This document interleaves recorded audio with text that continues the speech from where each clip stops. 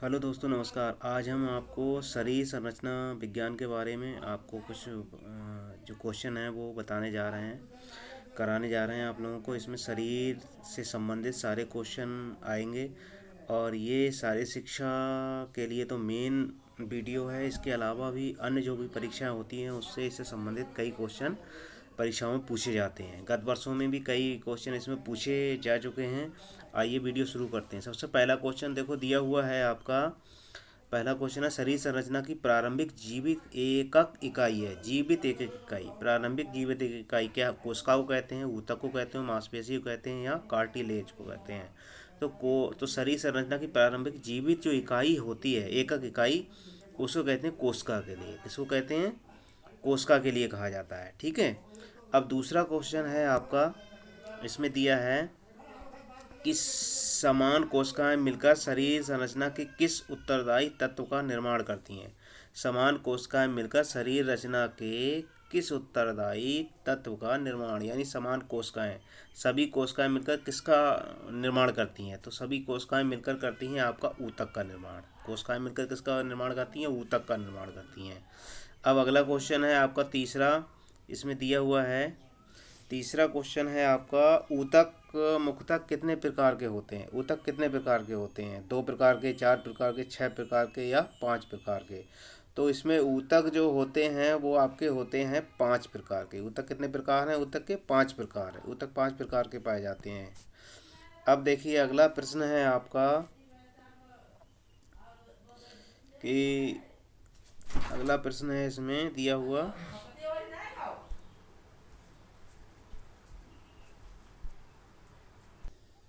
अगला जो क्वेश्चन है दिया हुआ आपका, अगला क्वेश्चन है कि अस्थियों का निर्माण होता है। अस्थियों का निर्माण कहाँ पर होता है, ये दिया हुआ है। देखिए, तो अस्थियों का जो निर्माण है वो किससे होता है?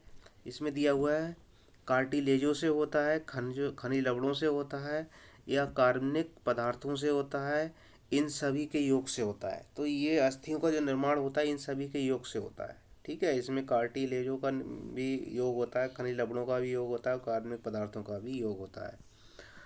अब अगला प्रश्न है आपका दिया हुआ, अस्थियों में मुख्यतः उपस्थित रहता है। अस्थियों में मुख्यतः क्या चीज़ उपस्थित रहती है, ये बताइए। तो अस्थियों में अधिकतर तो लोग जानते ही होंगे। इसमें अस्थियों में क्या चीज़, कैल्शियम फास्फेट रहता है। क्या कैल्शियम फास्फेट और कैल्शियम कार्बोनेट रहता है? कैल्शियम फास्फेट और यूरिया फास्फेट रहता है? इसमें से कोई नहीं। तो इसमें जो रहता है आपका कैल्शियम फास्फेट और कैल्शियम कार्बोनेट। अस्थियाँ जो बनती हैं इन दोनों चीज़ों से मिलकर के बनती हैं। ठीक है। अगला प्रश्न देखिए, अगला प्रश्न है आपका कि हमारे शरीर में कुल कितनी अस्थियां होती हैं? तो ये तो सारा सभी को याद ही होगा। हमारे शरीर में कितनी होती है? 204 होती हैं, 208 होती हैं, 210 अस्थियां होती हैं। तो हमारे शरीर में कितनी अस्थियां होती हैं? हमारे शरीर में अस्थियां होती हैं 206। लेकिन अगर बच्चों के लिए पूछ लिया जाए कि बच्चों में कितनी अस्थियां होती हैं, नवजात शिशु में, बच्चों में नहीं, नवजात शिशु में अगर पूछा जाएगा, नवजात शिशु में 270 से अधिक होती हैं। कितनी होती हैं? 270 से अधिक होती हैं अस्थियां नवजात शिशु के अंदर, अगर पूछा पूछा जाए क्वेश्चन तो। ठीक है। अगले में देखिए, अगले में है आपका, हमारी खोपड़ी में कुल कितनी अस्थियां होती हैं? खोपड़ी के अंदर, हमारे सिर के अंदर कितनी अस्थियां होती हैं? तो हमारे शरीर में कितनी, जो सिर होता है उसमें कितनी होती, खोपड़ी के अंदर 22 होती हैं, 20 होती हैं, 14 होती हैं या 8 अस्थियां होती हैं? तो हमारे खोपड़ी के अंदर पूरे उसमें भाग में कितने होती हैं? 22 अस्थियां होती हैं। ठीक है। अब ये लिखा है कि हमारे मस्तिष्क में कितनी अस्थियां होती हैं? हमारे मस्तिष्क में कुल कितनी अस्थियां होती हैं मस्तिष्क में? तो मस्तिष्क में होती हैं हमारे 8। कितनी होती हैं? 8 होती हैं। मस्तिष्क में कितनी अस्थियां होती हैं? कुल 8 अस्थियां होती हैं। अगला देखिए, इसमें दिया हुआ है, अगला क्वेश्चन क्या है आपका, मानव रीढ़ की हड्डी में कितनी कशेरुकाएँ होती हैं? कशेरुकाएँ। ठीक है। मानव शरीर में कितनी कशेरुकाएँ होती हैं? 26 होती हैं, 28 होती हैं, 33 होती हैं कि 36 होती हैं? तो मानव शरीर में कशेरुकाओं की संख्या कितनी है? 33 होती है। जो कशेरुकाएँ, जो रीढ़ की हड्डी में जो जो गुड़ुआ वगैरह होते हैं छोटे छोटे, वो 33 होते हैं हड्डियों के, कशेरुका जिसे कहते हैं। अब है दूसरा दिया हुआ हमारा, मानव शरीर के ऊर्ध्वाधर भाग, बाहु आदि में कितनी अस्थियां होती हैं? ऊर्ध्वाधर भाग या बाहु आदि, बाहु मतलब बाहों में, मतलब हमारे हाथों में, दोनों हाथों में, बाहों की बात हो रही, पूरे बाह में, पूरे दोनों हाथों की बात चल रही है इसमें। तो दोनों हाथों में अगर पूछा जाएगा तो होंगी इसमें आपकी 64 हड्डियाँ। कितनी होती हैं? 64 हड्डियाँ होती हैं। दोनों में कितनी होती हैं? 64, यानी इस हाथ में, दाहिने और बाएं हाथ में मिलाकर 64 हड्डियाँ बनती हैं। अब दिया है आपका शरीर कि अंधा भाग यानी जांग भाग में, यानी आपकी जांग से लेके पूरे नीचे पैर तक की बात चल रही है इसमें। इसमें कितनी अस्थियां पाई जाती हैं? तो इसमें अस्थियां पाई जाती हैं आपकी 62। कितनी होती हैं? ये 62 हड्डियां होती हैं, ठीक है। शरीर के अंधा भाग या जांग आदि में, दोनों टांगों की बात चल रही है, दोनों पैरों की, जांग में, जांग से लेके नीचे पैर तक की कितनी होती हैं? 62 होती हैं। अब इसमें देख लीजिए हमारे, अगला जो क्वेश्चन है आपका दिया हुआ, हमारे शरीर में कितने जोड़ी पसलियाँ होती हैं? हमारे में कितनी जोड़ी पसलियाँ होती हैं? तो हमारे में क्या 12 जोड़ी होती हैं, 10 जोड़ी होती हैं, 14 या 8 जोड़ी होती हैं? तो हमारे जो शरीर होता है उसमें होती हैं 12 जोड़ी पसलियाँ, यानी टोटल अगर दिए जाएँ तो 24 होती है, ठीक है। 24 पसलियाँ होती हैं, अगर जोड़ी में पूछी जाएगी तो 12। अगला क्वेश्चन है आपका, अस्थि संधि में कौन सा तरल पदार्थ होता है? अस्थि के अंदर एक तरल पदार्थ होता है, ठीक है, उसको क्या कहते हैं? जो अस्थि के अंदर तरल पदार्थ होता है, अस्थि संधि, अंदर की बात नहीं हो रही है, अस्थि संधि की बात हो रही है, जो दोनों हड्डियों के जोड़ पे होता है। ये दोनों हड्डियां मान लो यहाँ पर हैं ऊपर नीचे, तो इसमें जो बीच में जो होता है ये लिक्विड टाइप का, ताकि हमारी हड्डियों को घिसे ना आपस में, ठीक है, क्योंकि ये जब चलते हैं तो हम रगड़ती हैं हड्डियाँ, तो उसमें कौन सा पदार्थ होता है? तो साइनोबियल फ्लूइड्स होता है, साइनोबियल थार्मल होता है, साइन साइनाइल फ्लूइड्स होता है, या फाइनाइल्स थार्मल होता है। ABCD कौन सा सही होगा इसमें? तो इसमें आपका होता है साइनोबियल फ्लूइड्स इसमें पाया जाता है, ठीक है, जो हमारी हड्डियों को घिसने से बचाता है दोनों जोड़ों के बीच में। अगला प्रश्न है आपका, निम्नलिखित में से कौन सी संधि चल संधि नहीं है? निम्नलिखित में से कौन सी संधि चल संधि नहीं है? चल संधि मतलब जो चल नहीं पाती हड्डियों की, संधि का मतलब हो रहा है हड्डियों का जोड़। ऐसा जोड़ कौन सा है जो क्या है? चल नहीं है, मतलब चलता नहीं है, अचल है। तो कलाई की संधि, कपाल की संधि, गेंद और गदा संधि और कोहनी की। देखो ये सारी चलती हैं, कलाई भी चलती है आपकी, आपकी गेंद गदा भी चलती है, आपकी कोहनी भी चलती है। लेकिन जो कपाल संधि है, ठीक है, 14 का आपका होगा बीज, कपाल संधि, ठीक है, ये हमारी नहीं चलती है। मतलब कपाल मतलब सामने सर में जो होती हैं वो क्या संधियाँ हैं, वो नहीं चलती हैं, ठीक है। अब अगला प्रश्न है आपका दिया हुआ कि गेंद और गदा संधि शरीर के किस अंग में होती हैं? गेंद और गदा संधि शरीर के किस अंग में होती हैं? बताओ, घुटनों में होती हैं क्या, कंधे और कूल्हे में होती हैं, जांग में होती हैं, रीढ़ की हड्डी में होती हैं? तो गेंद और गदा की जो हड्डी होती है वो आपकी होती है बी, मतलब कंधे में, हमारे कंधे में होती है और कूल्हे में होती है। गेंद टाइप की हड्डी जो होती है, गेंद और गदा टाइप की हड्डी। 15वां क्वेश्चन है हमारा, निम्नलिखित में से कौन सी चूड़दार चल संधि है? चल मतलब चलने वाली, और कौन सी है चूड़दार? तो बक्षेप की संधि है,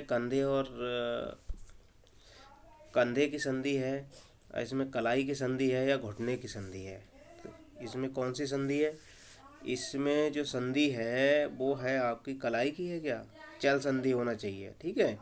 तो इसमें है आपकी कौन सी? घुटने की संधि। कौन सी?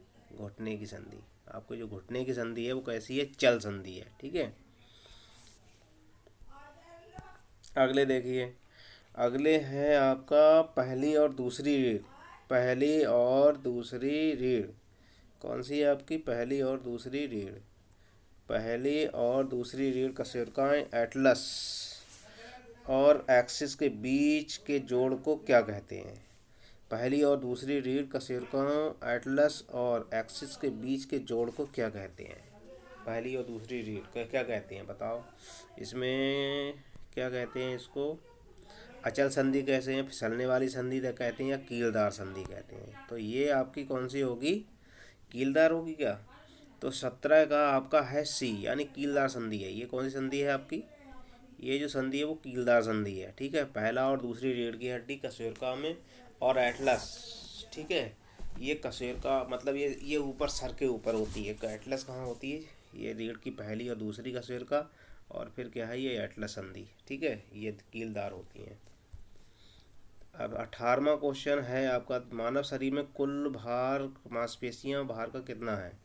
तो मांसपेशियां कितना परसेंट में, मानव शरीर में कुल भार में मांसपेशियों का भार कितना होता है, मांसपेशियां कितना परसेंट होती हैं हमारे पूरे भार से?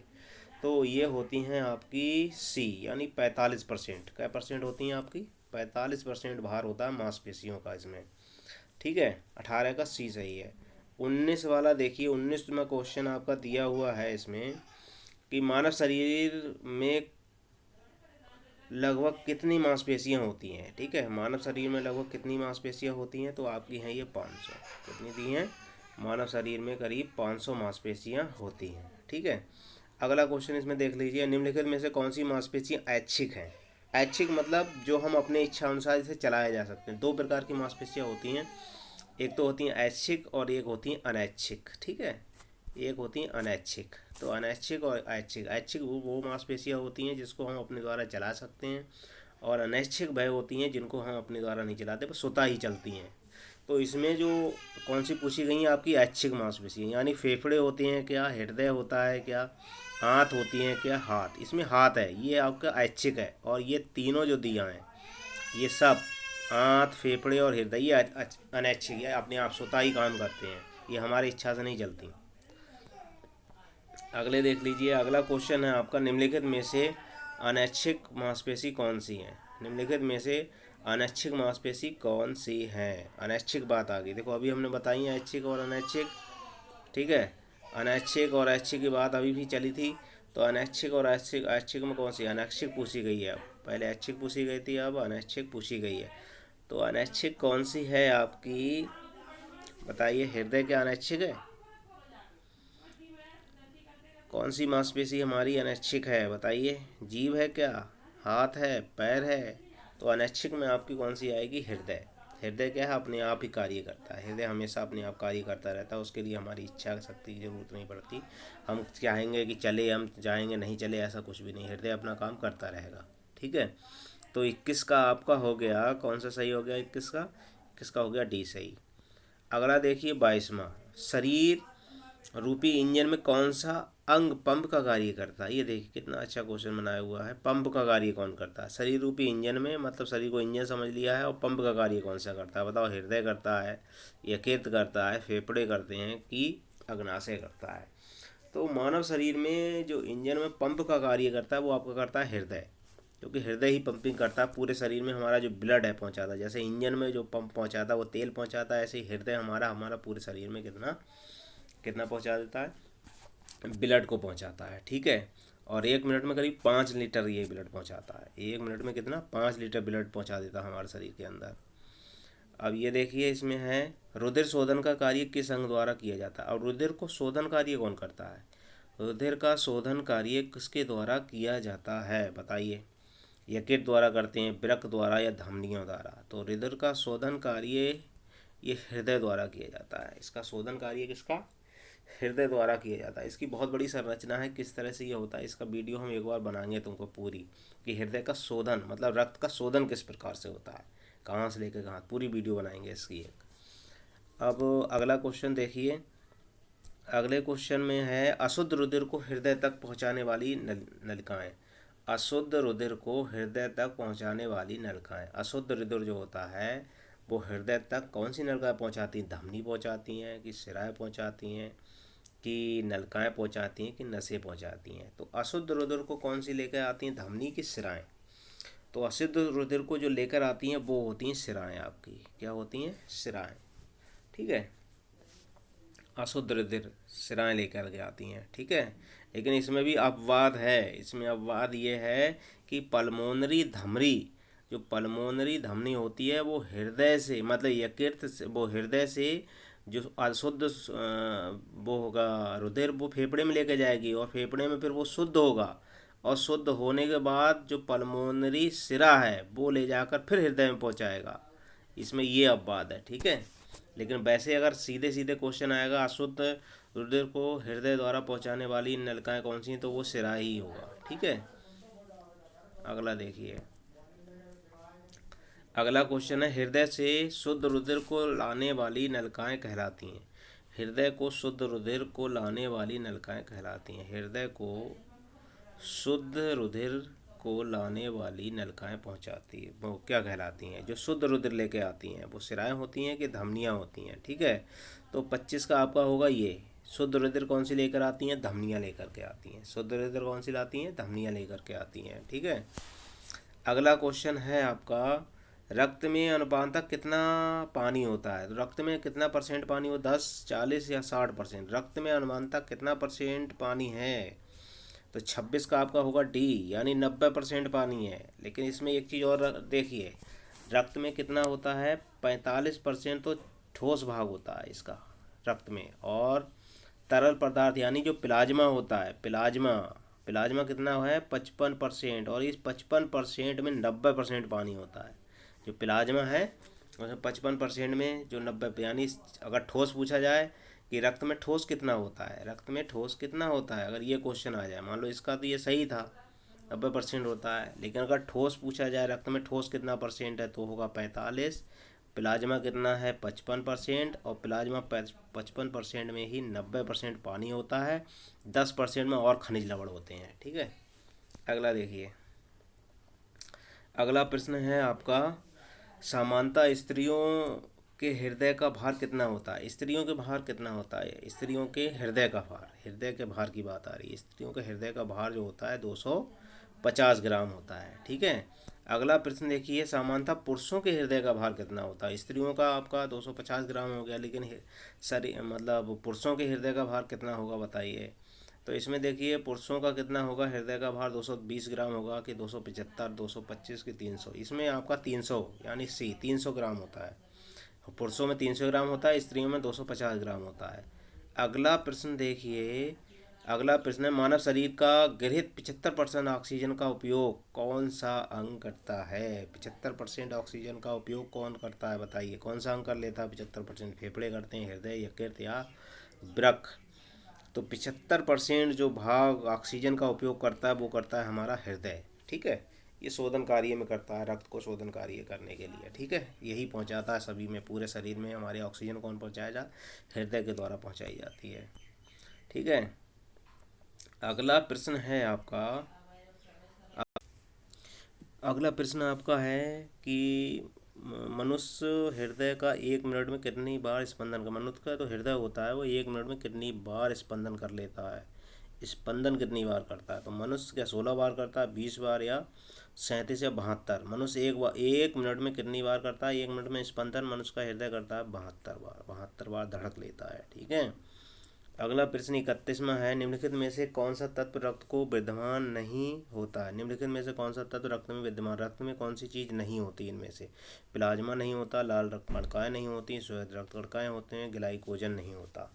तो रक्त में ऐसी कौन सी चीज़ है जो नहीं होती? उसमें होता है ग्लाइकोजन। ठीक है, ग्लाइकोजन रक्त के अंदर नहीं होता। ठीक है, प्लाज्मा होगा, लाल रक्त कणिकाएँ होगी, श्वेत रक्त कणिकाएँ होंगी, लेकिन ग्लाइकोजन नहीं होता। ठीक है, अगला क्वेश्चन है आपका, रक्त को जमाने में सहायता करती है, रक्त को जमाने में कौन सहायता करता है? रक्त को जमने में। ठीक है, क्या प्लाज्मा सहायता करेगी, लाल रक्त कणिकाएँ करती हैं, श्वेत रक्त कणिकाएँ करती हैं? इनमें से कोई नहीं। तो रक्त को जमने में जो सहायता करती है वो है आपका 32 का ए, यानी प्लाज्मा।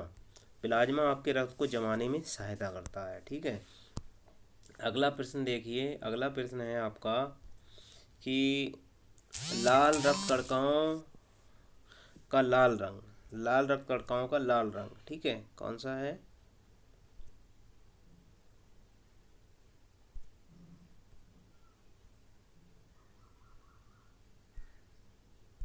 अगला प्रश्न है जो आपका वो है, क्या है? लाल रक्त कणिकाओं में लाल रंग होता है। लाल रक्त कणिकाओं में लाल रंग किसके कारण होता है? विकिरण के कारण होता है, ऑक्सीजन के कारण होता है, हीमोग्लोबिन के कारण होता है, कि गोल होने के कारण होता है?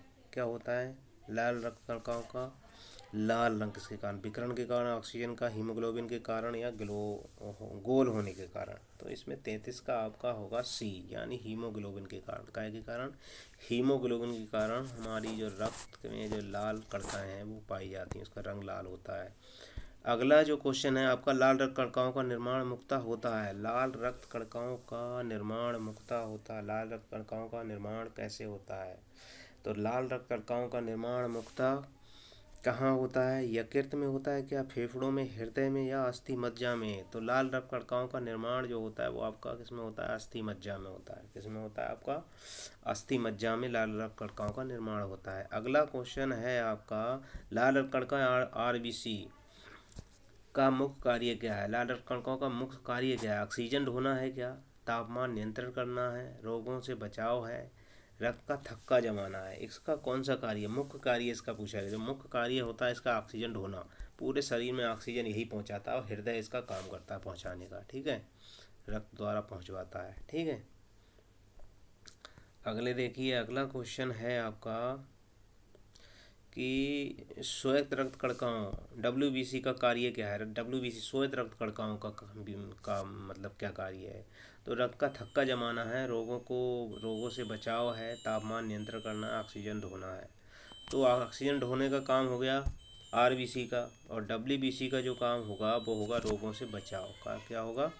रोगों से बचाव, यानी इसका बी सही होगा, 36 का बी, रोगों से बचाता है। इसका कार्यकाल पूछा जाए तो 5 से 6 दिन होता है। अगर लाल रक्त कणिकाओं का पूछा जाता है तो RBC का, मतलब RBC का कितना होता है? 120 दिन करीब होता है, 120, ठीक है। और WBC का अगर पूछ लिया जाए तो इसका होता है 5 से 6 दिन के करीब होता है इसका कार्यकाल, ठीक है। अगला देखिए, अगला क्वेश्चन है आपका कि छोटी आंत की लंबाई लगभग कितनी होती है? छोटी आंत की लंबाई कितनी होती है? 15 फुट होती है, 18 फुट होती है, 22 फुट होती है, कि 25 फुट होती है? छोटी आंत की लंबाई कितनी होती है? छोटी आंत की जो लंबाई है वो आपकी है 22 फुट। कितनी है? 22 फुट लंबाई होती है छोटी आंत की, ठीक है। और छोटी आंत ही हमारे पाचन को, मतलब पाचन का सबसे अधिक कार्य जो होता है छोटी आंत द्वारा ही होता है, ठीक है। अगला देखिए, अगला क्वेश्चन है आपका, अगला प्रश्न कि हाइड्रोक्लोरिक अम्ल और रेनिन नामक रस भोजन विलय होते हैं, ठीक है, भोजन में विलय होते हैं। क्या होता है इसका?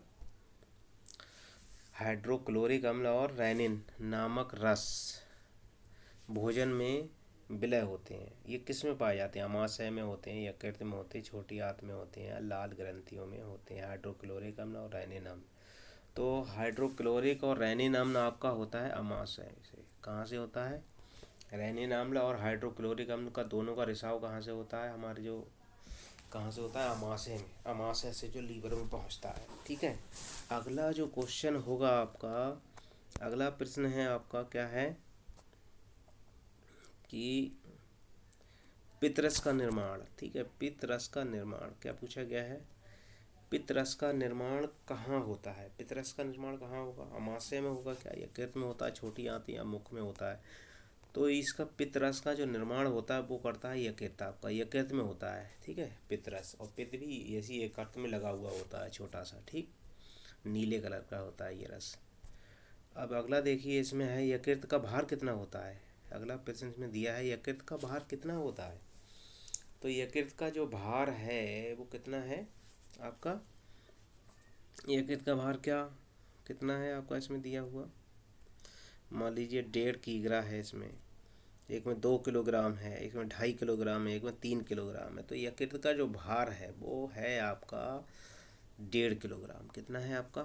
1.5 किलोग्राम होता है यकृत का जो भार होता है, वो होता है आपका 1.5 किलोग्राम। कितना होता है यकृत का भार? 1.5 किलोग्राम। और यकृत ही ऐसी ग्रंथि है जो हमारे शरीर में सबसे बड़ी ग्रंथि पाई जाती है, ठीक है। सबसे बड़ी ग्रंथि का अगर बात आ जाए तो यकृत ही है हमारे शरीर में, ठीक है, सबसे बड़ी ग्रंथि अगर क्वेश्चन पूछा जाता है तो। अगला देखिए आपका है कि मनुष्य 1 मिनट में कितनी बार सांस लेता है? मनुष्य 1 मिनट में, ये तो सभी को मालूम होना चाहिए, मनुष्य 1 मिनट में कितनी बार सांस लेता है? 10 से 12, 12 से 14 बार, 14 से 16 बार, या 16 से 20 बार। तो आपका ये मनुष्य जो है आपका कितनी बार सांस लेता है? आपका 16 से 20 बार या 16 से 18 बार, ये आपकी किताबों में मिलता है, ठीक है। अगला क्वेश्चन देखिए, मस्तिष्क की तंत्रिकाओं में कितने जोड़े होते हैं? मस्तिष्कीय तंत्रिकाएं जो होती हैं, मस्तिष्क के अंदर जो तंत्रिकाएं होती हैं वो कितने जोड़े होते हैं उसके? 10 जोड़े होते हैं, 12, 31 या 44। तो इसके जो जोड़े होते हैं वो होते हैं 12 जोड़ी, ठीक है, कितने होते हैं मस्तिष्क तंत्रिकाओं के जोड़े कितने होते हैं? 12 जोड़े, 12 जोड़े तंत्रिकाएं उसमें पाई जाती हैं। अगला प्रश्न है आपका दिया हुआ, मेरु तंत्रिकाओं में कितने जोड़े होते हैं? अब मेरु तंत्रिकाएं आ गई। मेरु तंत्रिकाओं में कितने जोड़े होते हैं? तो मेरु तंत्रिकाओं में 21 होते हैं, 31 होते हैं, 26 होते हैं, 44। तो मेरु तंत्रिकाओं में कितने होते हैं आपके? 31। कितने होते हैं मेरु तंत्रिकाओं में? 31। मेरु तंत्रिकाओं में कितने जोड़े होते हैं? 31 जोड़े होते हैं। अब मस्तिष्क भार का लगभग, अगला क्वेश्चन देखिए, इसमें दिया हुआ है आपका कि मस्तिष्क भार का लगभग होता है। मस्तिष्क का जो भार है वो कितना होता है? मस्तिष्क का भार कितना है इसमें? ये पूछा गया है। मस्तिष्क का जो वजन है वो कितना होता है? मस्तिष्क का वजन 40 औंस होता है, 41 औंस, 44 औंस या 27 औंस। तो मस्तिष्क का जो वजन होता है वो आपका होता है कितना? 40 औंस होता है। कितना होता है मस्तिष्क का वजन? 40 औंस। ठीक है। अगला प्रश्न देखिए, अगला प्रश्न इसमें दिया हुआ है, स्त्री गर्भाशय अपने सामान्य आयाम और आकार से कितना अधिकतम विस्तार पा सकता है? मतलब कितना फैल जाता है ये जिसका उसका आकार जो होता है उससे कितना गुना बढ़ जाता है। इसका अगर आकार पूछा जाए तो 3 × 2 इंच। ठीक है, 3 × 2 इंच होता है।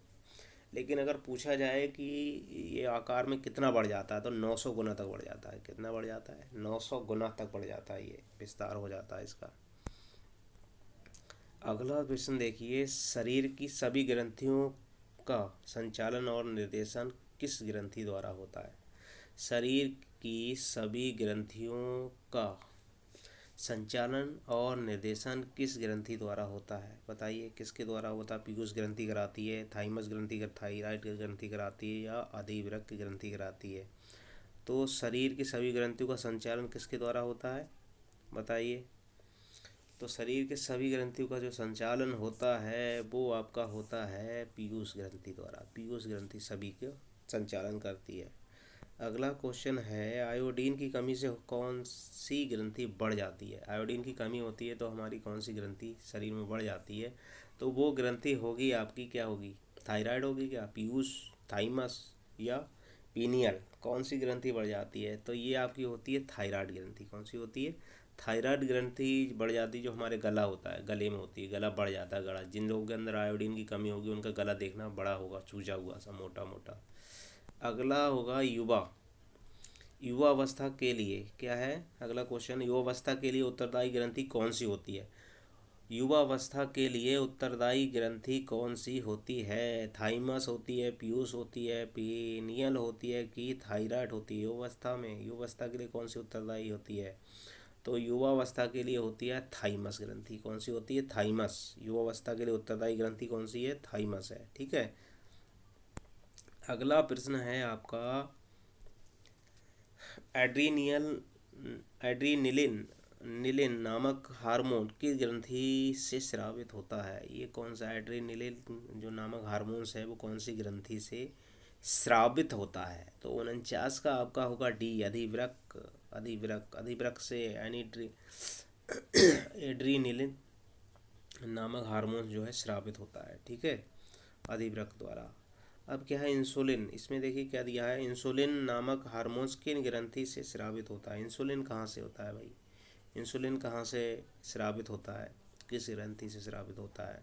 तो अधिवृक्क से होगा, पैनक्रियास से होगा, पीनियल से होगा, कि पीयूष से होगा?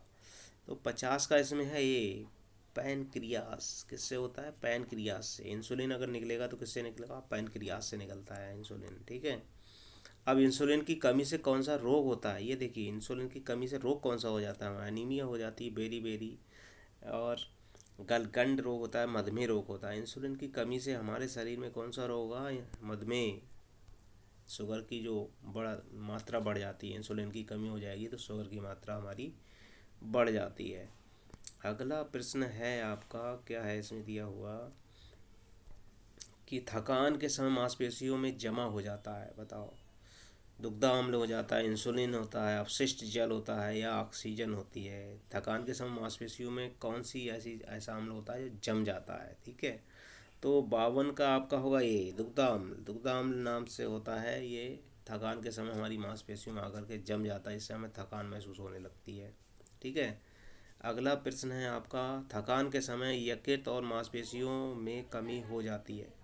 थकान के समय यकृत और मांसपेशियों में कमी हो जाती है। थकान के समय यकृत और मांसपेशियों में कमी हो जाती है। किसकी कमी हो जाती है थकान के समय यकृत और मांसपेशियों में? ग्लाइकोजन की कमी होती है, ऑक्सीजन की कमी होती है, ऊर्जा की कमी होती है, या उपयुक्त सभी की कमी हो जाती है।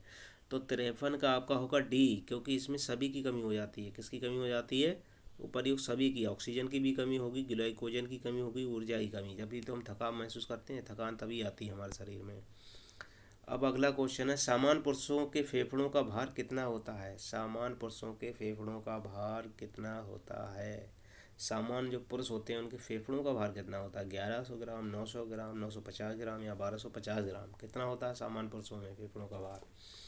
तो 54 का है आपका ये, यानी 1100 ग्राम होता है। 1100 ग्राम होता है फेफड़ों का वजन। अब अगला देखिए, अगला क्वेश्चन है आपका दिया हुआ, सामान्यतः महिलाओं में फेफड़ों का भार कितना होता है? 1100 तो आपका पुरुषों का हो गया, तो महिलाओं में कितना वजन होगा फेफड़ों का भार? तो 55 का आपका क्वेश्चन है बी, इसका आंसर कितना है? 900 ग्राम। कितना होता है इसका भार? महिलाओं में फेफड़ों का भार जो होता है वो होता है आपका 900 ग्राम। कितना होता है? 900 ग्राम हो जाता है। ठीक है। आपका 55 का है बी क्वेश्चन। ठीक है, बी आंसर सही है। ठीक है। अगला देखिए, मानव शरीर में कितने प्रकार की अमीनो अम्ल पाए जाते हैं? मानव शरीर में कितने प्रकार के अमीनो अम्ल पाए जाते हैं? ठीक है। तो 56 का जो क्वेश्चन होगा वो 22 प्रकार के अम्ल होते हैं। कितने प्रकार के? 22 प्रकार के अम्ल हमारे पाए जाते हैं शरीर के अंदर। ठीक है। 56 का आपका होगा वी।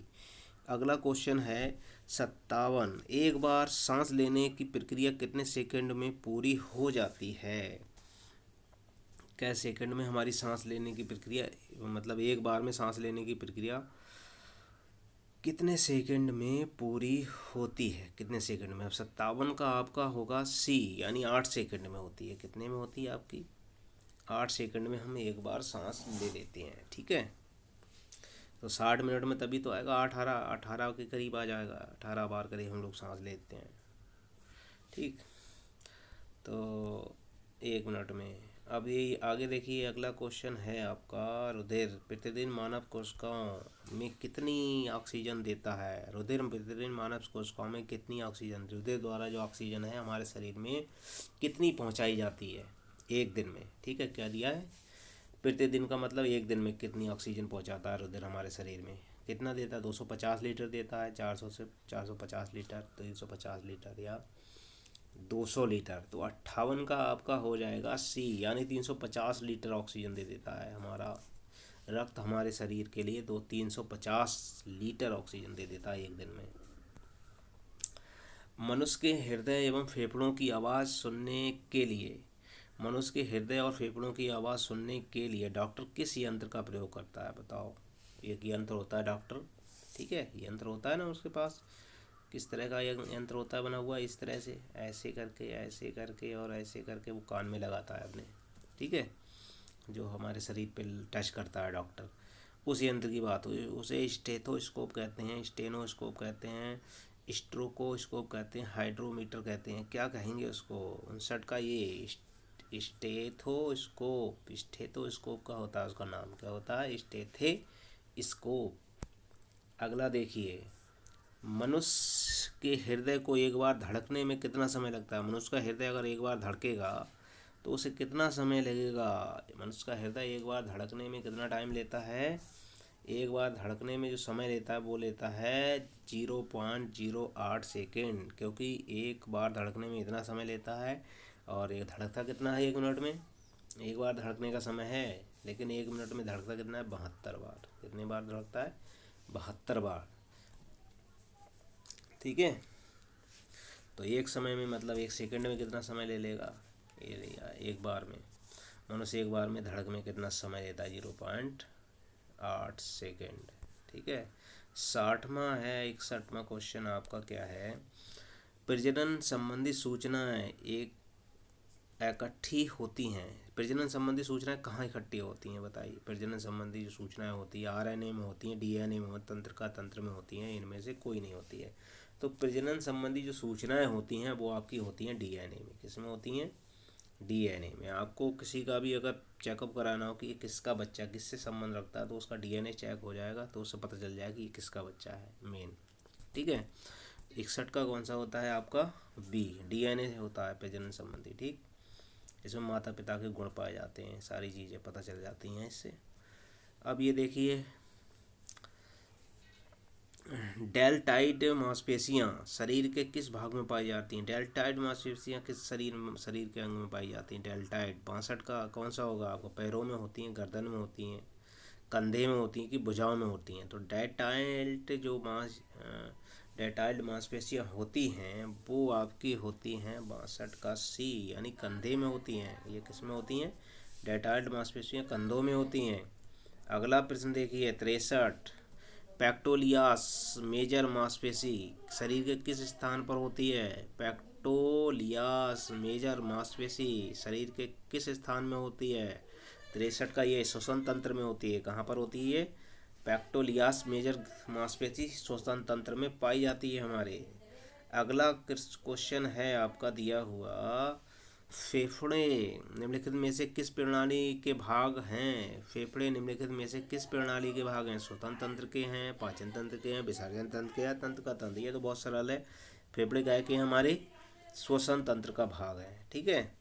अगला देखिए, मानव शरीर में सबसे लंबी अस्थि कौन सी है? मानव शरीर की सबसे लंबी जो अस्थि होती है वो क्या है? उसका नाम क्या है? एटलस होता है, एटना होता है, स्टेपिज होती है, या फीमर होती है? तो मानव शरीर की सबसे बड़ी अस्थि का जो नाम है वो है आपका फीमर, और ये जांग में पाई जाती है। कहाँ पाई जाती है?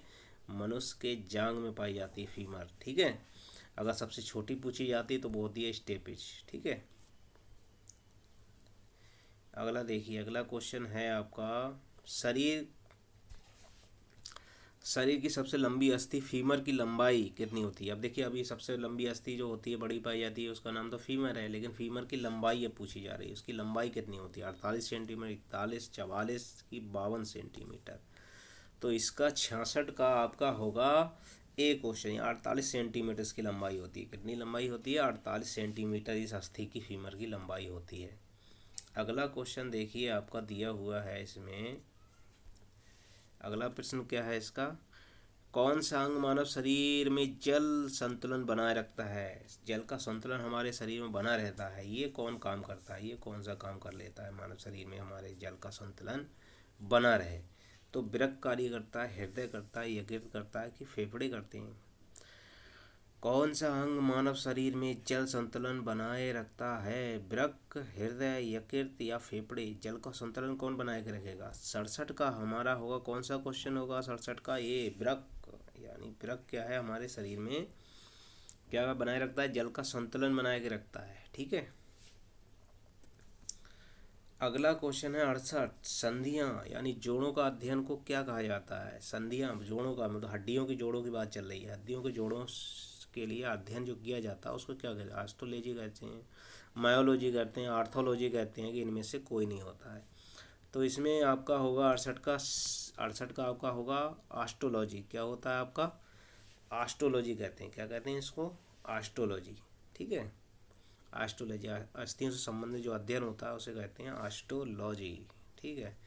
अब अगला क्वेश्चन है आपका दिया हुआ, वह अक्ष जो मानव शरीर को ऊपर नीचे दो हिस्सों में बांटता है, वह अक्ष जो मानव शरीर को दो हिस्सों में बांटता है, ऐसा कौन सा अक्ष है जो हमारे शरीर को दो भागों में बांटता है?